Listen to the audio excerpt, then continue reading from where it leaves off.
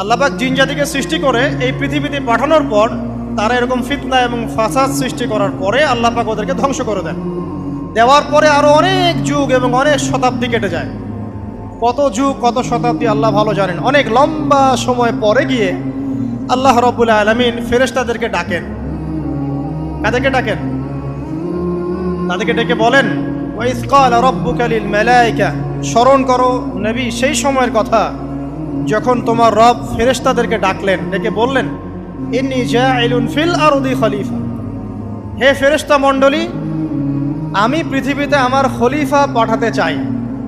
কি পাঠাতে চাই ভাই? খলিফা। খলিফার দুটো অর্থ, একটা হচ্ছে ওই যে জিনরা যে চলে গেল ওর স্থলাভিষিক্ত হয়ে আরেকটা জাতি, স্থলাভিষিক্ত হওয়া। আরেকটা ব্যাখ্যা হচ্ছে খলিফা শব্দের মানে হচ্ছে যে ব্যক্তি আল্লাহ পাকের বিধান অনুযায়ী পৃথিবীতে বিচার ফয়সালা করে, সে আল্লাহর খলিফা। আমি কি বুঝাতে পারছি? আল্লাহ পাক ফেরেশতাদেরকে বললেন, আমি পৃথিবীতে আমার খলিফা পাঠাতে চাই, প্রতিনিধি এবং যে আল্লাহর বিধান দ্বারা বিচার ফয়সালা করে।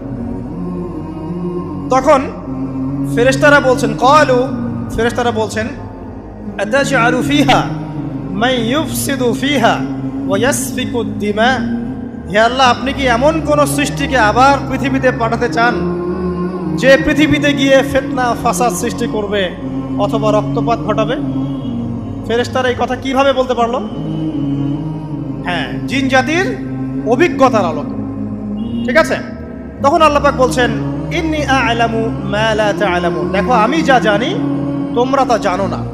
মানে তারা ফিতনা ফাসাদ সৃষ্টি করতে পারে, কিন্তু আমার কিছু মুখলেস বান্দা থাকবে যারা এই পথে পা বাড়াবে না। আচ্ছা, এবার আল্লাহ রাব্বুল আলামিন আদম আলাইহিস সালামকে সৃষ্টি করলেন। আল্লাহ পাক নিজের হাত দিয়ে আদম আলাইহিস সালামকে সৃষ্টি করেছেন। সূরা সদের মধ্যে আল্লাহ পাক বলেছেন, দেখুন, মহাবিশ্বের কোন সৃষ্টির ব্যাপারে বলা হয়নি যে খলাকতু বিয়াদাই, আমি নিজ হাতে তাকে সৃষ্টি করেছি।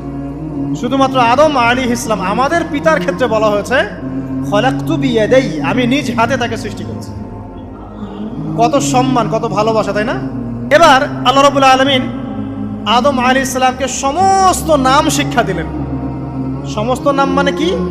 ওয়াল্লামা আদামাল আসমাআ কুল্লাহা, আল্লাহ পাক বলছেন, এরপর আমি আদম আলাইহিস সালামকে মহাবিশ্বের যত জ্ঞান আছে সমস্ত নাম শিক্ষা দিয়ে দিলাম। সুবহানাল্লাহ। যেই জ্ঞান ফেরেশতাদেরও ছিল না, যেই জ্ঞান ইবলিসেরও ছিল না। ইবলিস কিন্তু অনেক জ্ঞানী ছিল, অনেক বড় আবেদ ছিল, সে দীর্ঘদিন আল্লাহ